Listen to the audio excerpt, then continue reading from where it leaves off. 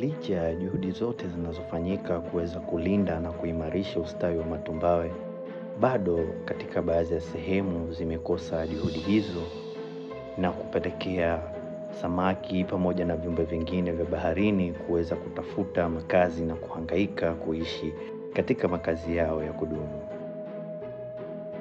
Matumbawe sio tu sehemu ya makazi, bali huwa ni sehemu ambayo ni chakula kwa ajili ya samaki wengi huko baharini. Matumbawe pia ni sehemu ya mazalia kwa ajili ya samaki wengi wa miamba.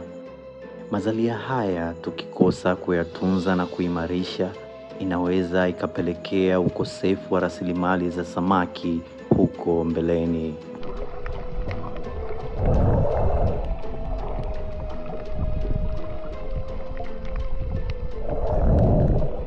Je, upo tayari kuweza kujiunga nasi kuweza kuinusuru hali ya matumbawe huko baharini?